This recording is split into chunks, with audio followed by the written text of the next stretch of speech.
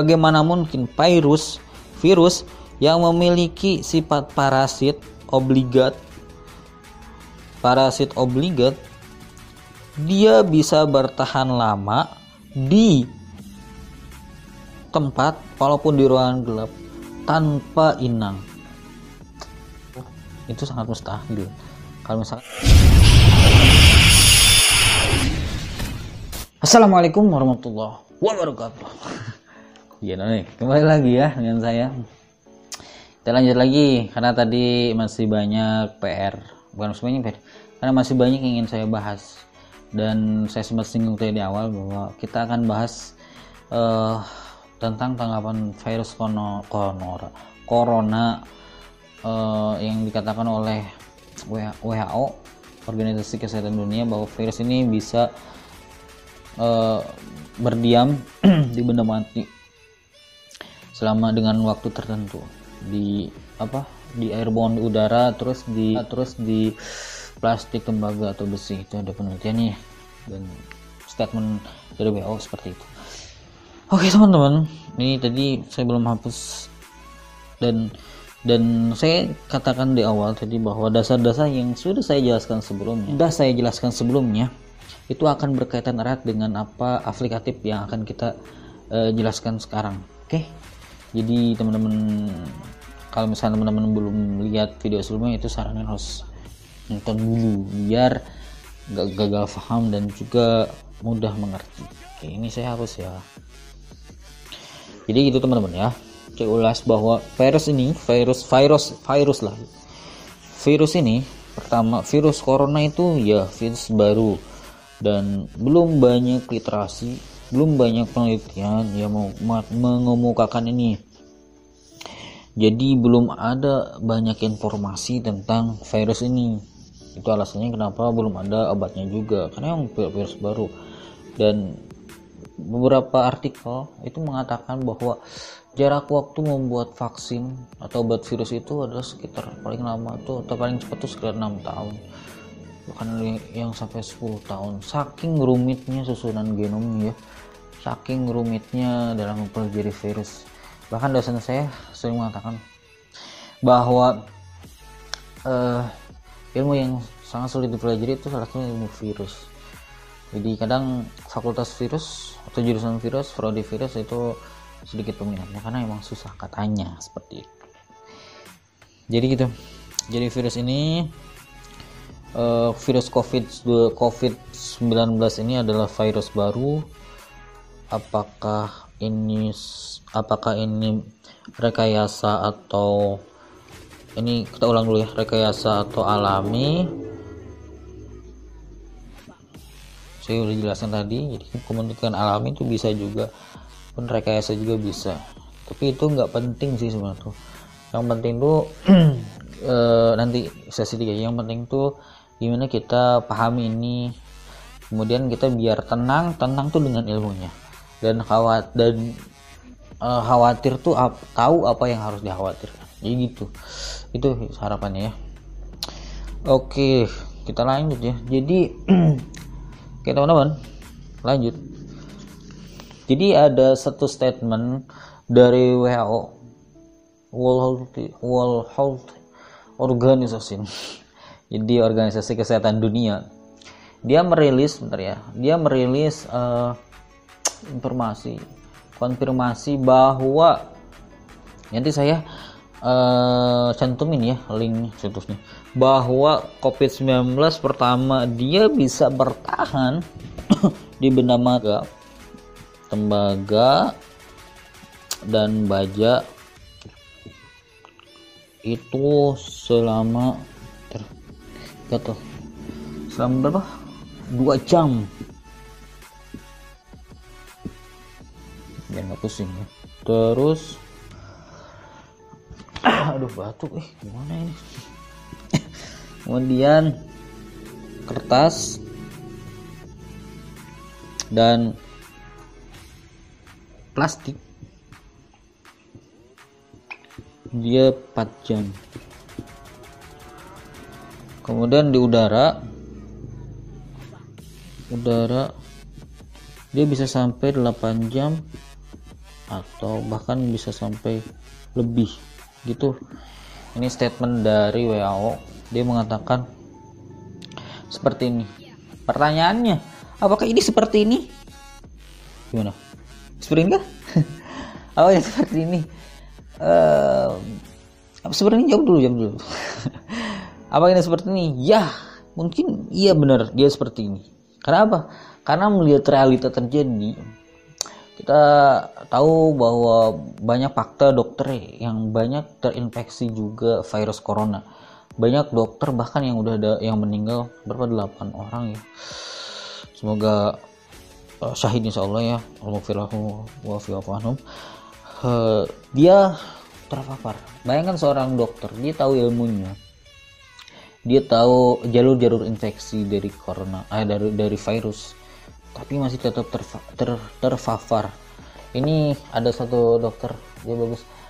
Dia mengatakan itu mungkin karena ada satu celah, ada satu penularan yang tidak disadari, yaitu pada saat itu belum ada statement tentang penularan dari udara. Nah, mungkin dari udara ini banyak dokter atau tenaga medis yang terinfeksi. Kayak gitu, karena realitanya kayak gitu. Jadi kemungkinan iya, mungkin bisa jadi seperti itu, karena ya itu realitanya seperti itu. Tapi ada tapinya, karena saya jalan-jalan jelaskan.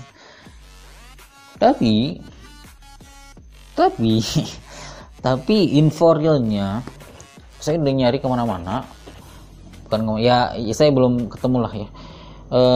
Kenapa itu penjelasan lebih lengkapnya apa ini, kenapa ini bisa bertahan dan sebagainya, saya belum nemu. Tapi saya coba akan jabarkan dengan dasar-dasar yang sudah kita jelaskan tadi. Oke, kayak gitu.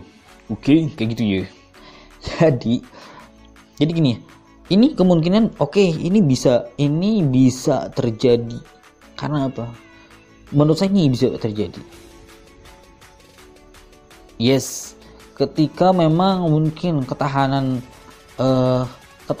makhluk hidup atau ketahanan virus corona dia bisa bertahan dengan kadar waktu tertentu yang sudah ditentukan. Ini kita jabarkan variabel-variabelnya saja, karena ini virus baru dan belum ada literatur yang yang valid, yang benar-benar meneliti ini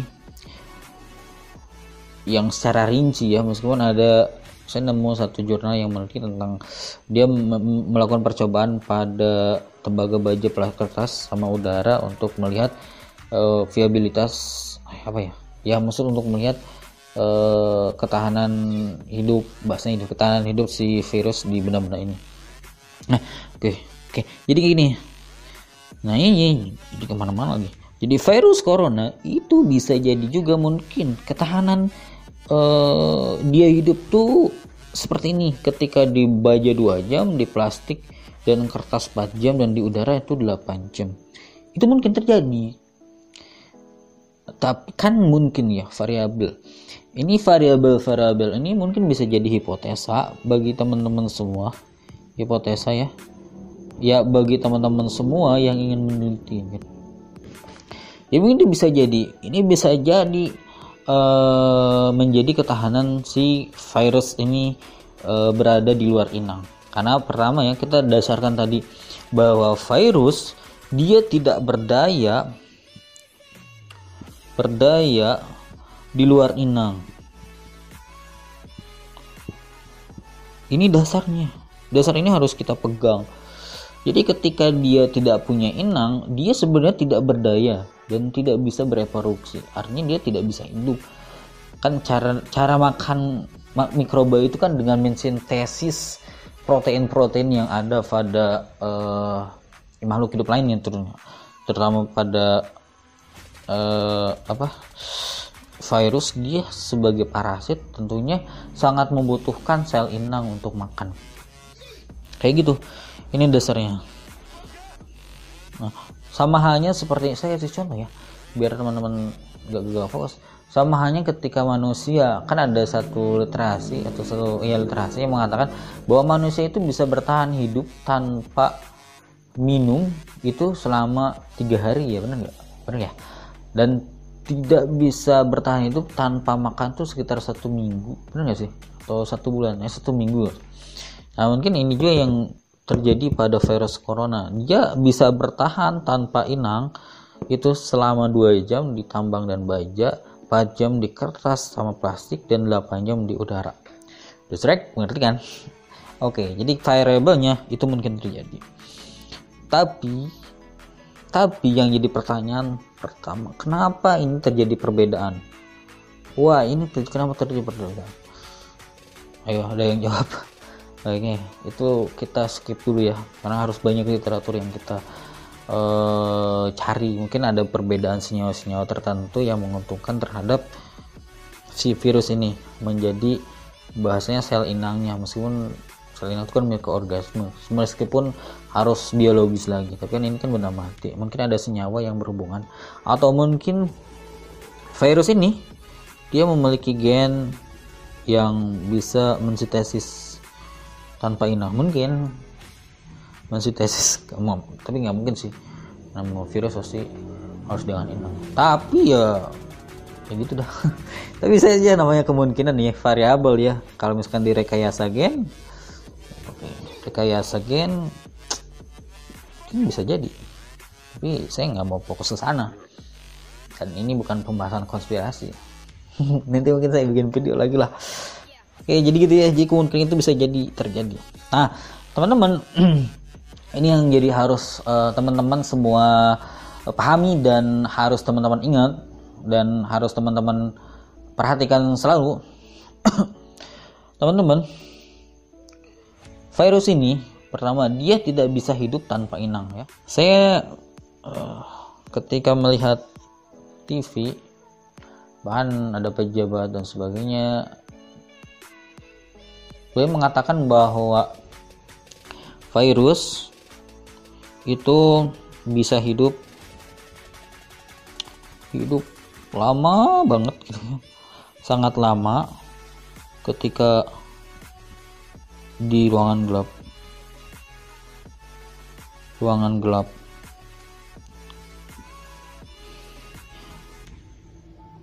Lembab,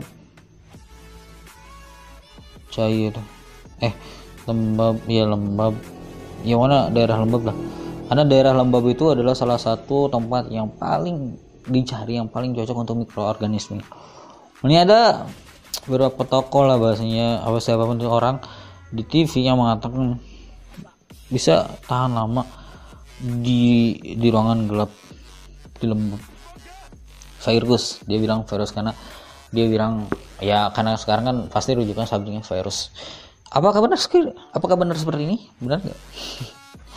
Apakah benar seperti ini? Kita uji. Oke.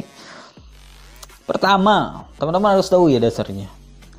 Saya berapa kali ulangi, virus ini dia tidak berdaya ketika dia tidak punya inang.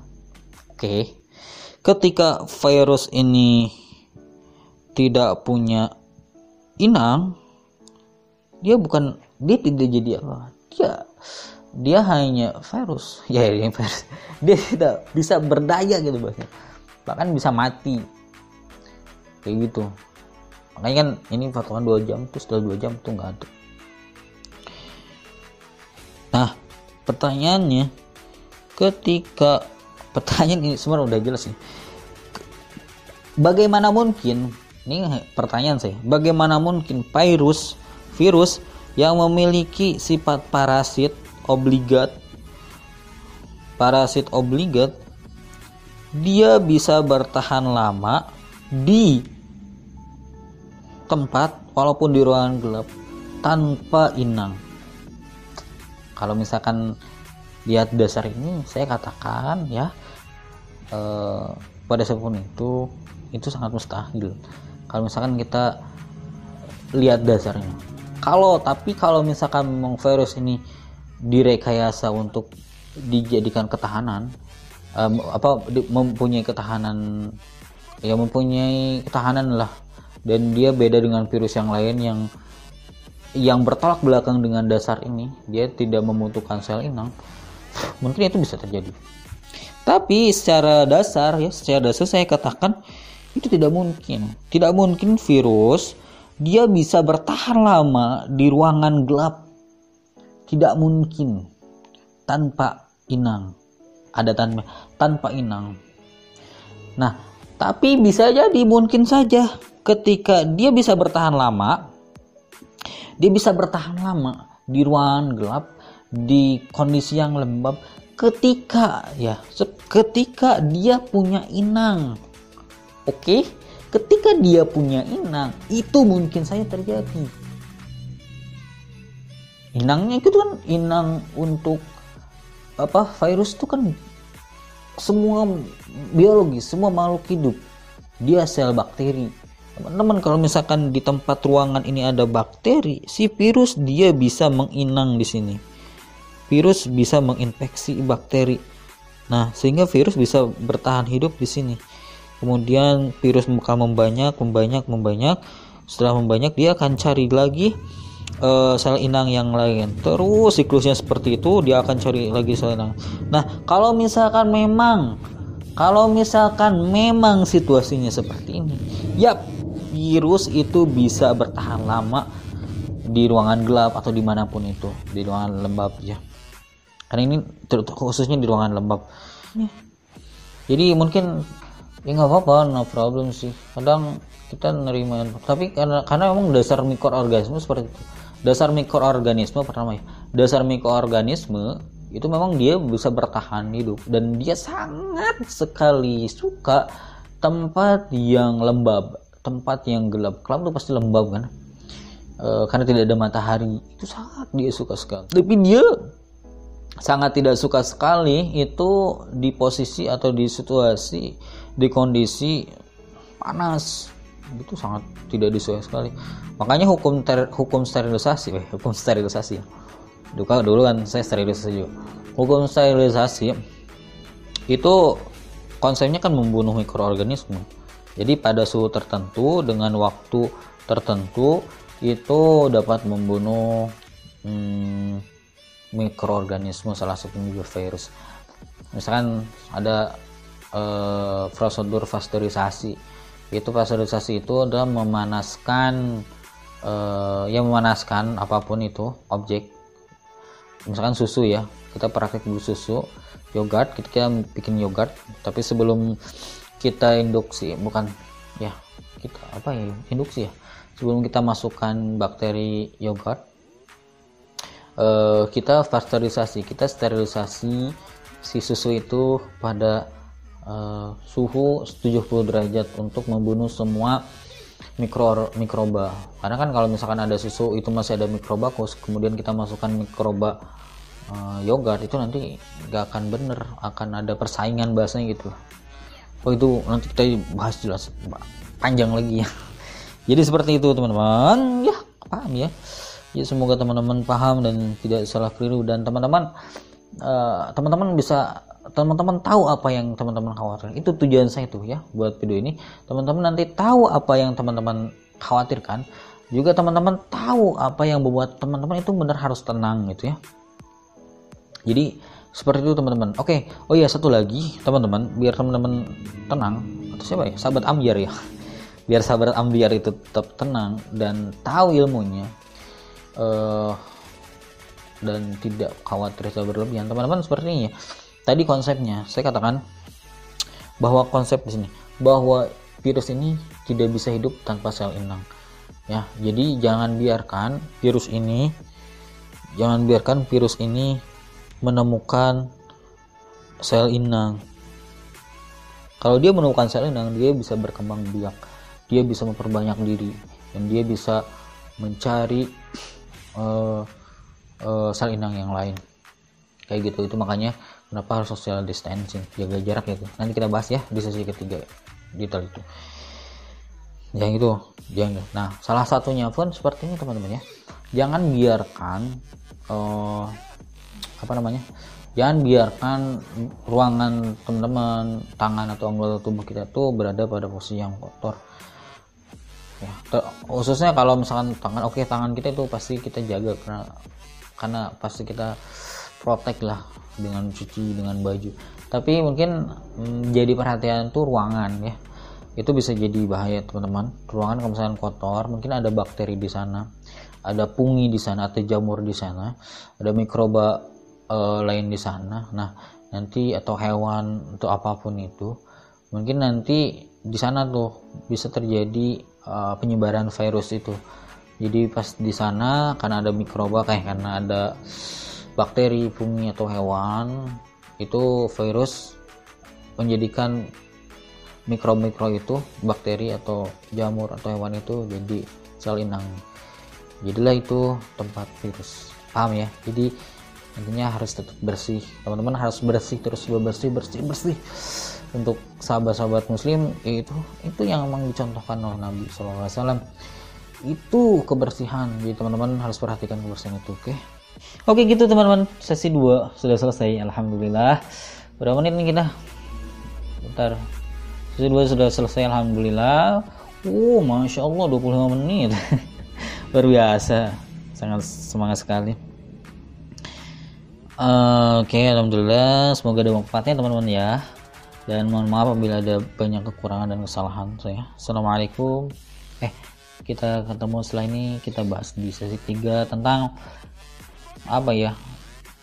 tentang apa yang harus kita lakukan, apa sebenarnya posisi kita di mana, dan bagaimana virus ini daur hidupnya atau siklus ketika menyerang kitanya lah. Jadi saya akan bahas itu semua, dan makna-makna dari jargon-jargon selama itu apa, kita akan ilmiahkan semua, kita akan bahas secara semua ya teman-teman di sesi 3 setelah ini. Oke, sekarang saya tutup. Mohon maaf apabila banyak kesalahan. Assalamualaikum warahmatullahi wabarakatuh.